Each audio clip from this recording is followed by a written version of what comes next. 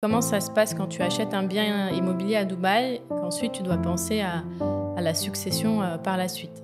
Est-ce que ce sont les règles de succession qui s'appliquent au moment de l'achat ou au moment du décès?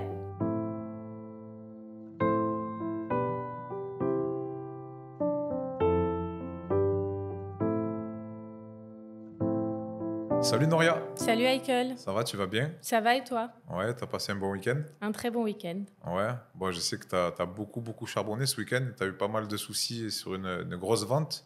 On va pas rentrer dans les détails, mais c'est vrai que c'est pas toujours facile. Là, on a été pris de court un petit peu par une politique interne à un promoteur. Et bon, comme d'habitude, tu t'es très bien battu, donc je tenais à t'en féliciter. Donc aujourd'hui, on va parler d'un sujet assez épineux, hein. C'est un sujet qui est très important, mine de rien, parce que c'est vrai qu'on a toujours, que ce soit autant nous que les clients, cette excitation quand on fait une vente. Euh, on est pris par pas mal de détails, mais c'est vrai que le détail dont on va parler aujourd'hui n'est pas à négliger. Tu vas nous parler de quoi alors? Alors, je parlais de la succession, de comment ça se passe quand tu achètes un bien immobilier à Dubaï et qu'ensuite tu dois penser à la succession par la suite. Alors, bienvenue sur le podcast Guidimo Dubaï, l'immobilier à Dubaï sans langue de bois. Noria, c'est parti, je te laisse parler. Alors, comment m'est venue cette idée de podcast? Tout simplement après une mise en situation d'un de nos clients qui a voulu investir avec sa fille ici à Dubaï. Et c'est vrai que bizarrement, ce n'est pas une question qu'on nous pose de manière fréquente. Comment ça se passe si demain il arrive quoi que ce soit et notamment là, c'était le papa qui était inquiet parce qu'il voulait acheter cet appartement avec sa fille et que le papa était un petit peu âgé. Donc, il s'est posé cette question. Et c'est vrai que bon, j'ai pris le temps de lui expliquer, mais je pense que c'est important que les gens aient au moins les notions de départ pour pouvoir mieux anticiper la suite. Donc il faut savoir que quand on achète un bien ici à Dubaï, première des choses, il y a deux cas de figure. Soit effectivement on est musulman, et donc si on est musulman, bah là, ça va paraître évident pour tout le monde, c'est la loi de la charia qui prend le relais en termes de succession, d'accord? Après, attention, hein, je ne dis pas que tous les musulmans doivent suivre cette loi de la charia, parce que je me suis déjà fait taper sur les doigts. Chacun fait ce qu'il veut, moi je dis ce qu'il en est, et chacun ses convictions sur ce point-là. Et ensuite, tu as des personnes qui, effectivement, ne sont pas musulmans et donc qui se posent la question de se dire, bah voilà, si demain je décède, comment ça se passe, comment ma famille peut récupérer mon appartement, etc. Il faut savoir qu'à Dubaï, tu as deux cas de figure. Premier cas de figure, tu prends le temps d'enregistrer un testament ici à Dubaï, donc auprès du DIFC Will Court, où effectivement, bah, tu indiques tes souhaits par rapport à cet appartement-là bien précisément. Et après, il faut savoir que quand tu es non musulman et non résident ici à Dubaï, c'est la loi de ton pays d'origine qui prend le relais, donc c'est-à-dire dans la grande majorité des cas pour nos clients, la France. Il faut savoir qu'en France, il y a des droits de succession qui s'appliquent si demain, bah voilà, il y a une succession qui rentre en vigueur. Et donc, il faut bien préparer ce terrain-là depuis la France. C'est vraiment un point à ne pas négliger parce que, ayant travaillé dans l'immobilier à Dubaï, je sais que toute cette partie de succession, elle est très compliquée pour les familles parce que, première des choses, bah, tu affrontes une épreuve qui n'est pas facile à gérer. Et en plus de ça, si tout n'a pas été bien établi dès le départ, parfois tu peux te retrouver dans des situations un petit peu galères au moment de la succession. Donc, il faut faire attention. Voilà, tu t'es trompé là, tu as dit, ayant travaillé dans l'immobilier à Dubaï, tu voulais dire la France, En hein? France, oui. Ouais, mais la question que je vais te poser, et je pense que beaucoup d'entre vous vont se la poser, mais si tu es musulman, mais que tu veux mettre on va dire, des conditions particulières, c'est possible aussi? Oui, ça c'est possible. C'est pour ça que je t'ai dit, j'ai bien souligné cet aspect-là, parce que j'ai déjà parlé avec des personnes musulmanes qui m'ont dit qu'ils n'ont pas forcément envie de suivre la loi de la charia. Moi, je ne porte aucun jugement là-dessus. Bien évidemment qu'eux peuvent faire également le nécessaire de leur côté en faisant le nécessaire depuis leur pays d'origine par rapport à leur achat immobilier. Mais tu peux aussi faire ça depuis la cour à Dubaï aussi, hein? Oui, alors en fait, tu as deux possibilités. Soit tu vas au DIFC Will Court, soit tu vas dans les tribunaux de Dubaï. La seule chose, c'est qu'au DIFC Will Court, les échanges se font en anglais, donc généralement, c'est beaucoup plus facile de compréhension. Après, ceux qui maîtrisent parfaitement l'arabe peuvent aller vers les tribunaux de Dubaï, mais il faut savoir que toutes les démarches se feront principalement en arabe. Bon, après ça, c'est pas un souci. À Dubaï, on a des solutions à tous les problèmes, mais bon, si tu as besoin de traducteurs, de légaliser des papiers qui sont en arabe, de les faire traduire en français officiellement. Il y a tout ce qu'il faut. Et en général, c'est toujours des petites boutiques à côté de la cour. Parce qu'ici, quand ils t'attrapent, ils ne veulent pas te lâcher. Bah, écoute, ouais, c'est hyper important. Et moi, j'ai une personne que je connais qui est décédée malheureusement. Et aujourd'hui, il y a sa femme qui galère parce qu'en fait, il avait enregistré l'appartement en son nom. Et le problème, c'est qu'il est décédé, il n'avait pas fait le nécessaire. Et malheureusement, aujourd'hui, c'est un petit peu compliqué parce que, voilà, moi, j'ai essayé de les aider du mieux que je pouvais, mais aujourd'hui, voilà, les choses n'ont pas été faites en amont parce que malheureusement, on n'est pas éternel, c'est vrai, et comme quoi, on n'est pas sûr d'être là demain. Et c'est pour ça que on a décidé de faire ce podcast pour vous sensibiliser à ça parce que c'est une réalité. Et malheureusement, au-delà du fait, comme tu as dit, que c'est déjà une épreuve très difficile à passer, derrière, quand tu dois rentrer dans ces procédures-là, alors des fois, les gens ils sont en France, même souvent ils sont en France, ils veulent venir pour régler, mais au final, ils prennent l'avion, ils prennent des hôtels, ils viennent ici, on les balade de gauche à droite, tout ça et tout. Donc c'est pour ça que c'est un élément à ne pas négliger aussi. Et c'est pour ça que c'était important que tu puisses faire ce podcast. Tu as quelque chose à rajouter ? Oui, alors ça, c'était la première partie que je voulais aborder. Ensuite, il y a aussi une seconde partie qui est très importante, c'est quand on achète à plusieurs un appartement. Tu le sais que ça se fait assez fréquemment, soit des amis qui décident d'acheter ensemble, soit des frères et sœurs. Enfin bref, on peut imaginer plusieurs cas de figure.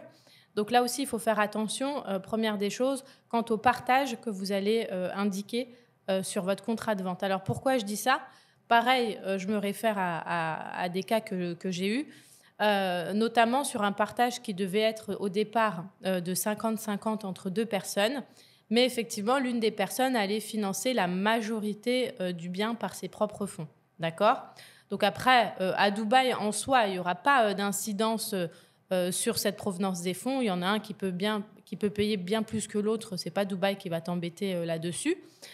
Sauf qu'il y a deux choses à prendre en compte. À la revente, là, il y aura une incidence parce que s'il y a ce partage-là de 50-50, chacun récupérera sa part due, même s'il y en a un qui a plus financé le bien que l'autre. Donc ça, il faut en être conscient. Et il faut savoir que quand on est résident fiscal français et que ça se fait aussi dans le cadre d'une famille, je reprends l'exemple du papa et de sa fille, le papa va financer en grande majorité le bien, ici à Dubaï. Il voulait aussi passer par un partage de 50-50 ici. Sauf que si demain le papa décède, donc la fille étant unique, elle va hériter de la part de son papa. Mais ce qu'il faut savoir, c'est que sur les droits de succession, le fisc français peut demander à savoir comment a été financé cet appartement et qui a financé cet appartement. Et s'ils se rendent compte que c'était un partage à 50-50, mais que le papa a plutôt financé 80-90% de l'appartement, il faut savoir que la France peut reprocher une donation déguisée à ce niveau-là. Donc, il faut faire très attention à ce que vous indiquez ici sur les papiers à Dubaï. Encore une fois, ce n'est pas Dubaï qui va vous embêter. Malheureusement, c'est la France qui peut être regardante là-dessus. Et quand on a étudié ce cas-là, on a tout simplement revu les parts de partage pour faciliter. Alors, la fille, bien évidemment, il peut lui arriver quelque chose avant son papa, mais pour lui faciliter les choses si son papa était amené à partir. Donc, il faut faire très attention. Pareil, quand c'est des amis qui achètent ensemble, alors oui, vous avez chacun à sa part de l'appartement, mais si demain votre ami décède, il faut aussi qu'il ait fait le nécessaire de son côté et de définir ce que deviendrait cette part-là en cas de décès. D'accord, bon. Encore une fois de plus, c'est la France qui vient chercher des poux, c'est pas Dubaï. Bien d'accord. Oui. Et si par exemple, alors là, la question me vient là comme ça, j'ai pas envie de passer par la France en fait pour régler ce problème. Est-ce que c'est faisable ou pas ? Alors malheureusement, c'est ton statut fiscal qui va définir ce qui va se passer à un moment donné. Donc ça veut dire que si tu es résident fiscal français, tu vas dépendre de la France tout simplement. Et c'est ce qu'on a, parce que j'ai pris le temps de contacter un fiscaliste, parce que moi je ne suis pas du tout fiscaliste.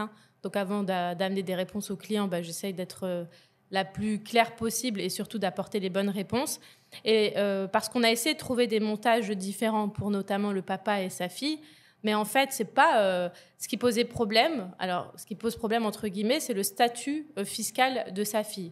Par exemple, demain, sa fille devient résidente fiscale ici à Dubaï, elle n'est pas du tout embêtée par ce qui pourrait se passer en France. Mais si demain, il arrive quelque chose à son papa, eh ben, c'est son statut fiscal français qui va prendre le relais parce qu'elle est résidente fiscale en France. Donc ça, c'est un point très important. Deuxième point très important, parce que c'est une question qui m'a été posée, est-ce que ce sont les règles de succession qui s'appliquent au moment de l'achat ou au moment du décès? Parce que tu sais qu'il peut se passer des années entre le moment où tu achètes et le moment du décès. Ce sera au moment du décès que les règles s'appliquent, c'est-à-dire que si les lois changent et que la personne décède dans 10 ans, eh ben, ce sera les lois dans 10 ans qui vont s'appliquer en termes de succession et pas les lois d'aujourd'hui. D'accord. Alors, ben, j'ai encore une question. Donc, admettons, voilà, j'achète un appartement à Dubaï, je le mets qu'à mon nom à moi, je suis de confession musulmane, mais avec le temps, ben, je commence à me poser des questions, ou entre-temps, je regarde le podcast d'Aïkel et Noria, et je me dis, bon, c'est vrai, il faudrait que je fasse quelque chose. Est-ce qu'il est toujours temps de pouvoir modifier tout ça, ou c'est trop tard? Ah oui, un testament, tu peux le faire à tout moment. Hein. C'est pas, t'es pas en train d'acheter, c'est ton contrat de vente que à un moment donné, tu pourras plus modifier. Mais sinon, ton testament, tu le fais aujourd'hui, comme tu peux le faire demain, comme tu peux le faire dans 10 ans. Mais il faut faire très attention. Pensez à faire un testament. Je sais que c'est pas agréable. Dans notre religion, c'est même recommandé d'établir les règles si demain quelqu'un décède, de bien être clair là-dessus. Mais je pense que c'est une loi qui devrait s'appliquer à tout le monde. D'accord, ben écoute, ben tu vois, ben peut-être que ce podcast il va servir à beaucoup de personnes, j'en suis convaincu. Est-ce que tu as quelque chose à rajouter, Noria? Non, n'hésitez pas à vous faire entourer des bonnes personnes. Nous, on est agents immobiliers. Les personnes les plus aptes à vous accompagner sur ce domaine, bah, ça peut être votre notaire, ça peut être un avocat fiscaliste. Alors, il y en a beaucoup qui ont peur des frais, mais pensez aux frais que les autres vont subir si demain il vous arrive quelque chose. Et croyez-moi qu'en France, les frais de succession, ça ne blague pas du tout. Donc, une petite dépense aujourd'hui évitera des grosses dépenses demain. Bon, ben écoute, mais c'est parfait, Noria. Ben écoutez, si vous avez aimé cet épisode, n'hésitez pas à le liker, à vous abonner aussi à notre chaîne. Si vous voulez ben, parler directement à Noria de votre projet d'investissement, n'hésitez pas à la contacter. Son numéro il est ici. Je le répète tout le temps, numéro français, c'est pas surtaxé. Noria, ben écoute, je te dis à bientôt. À bientôt.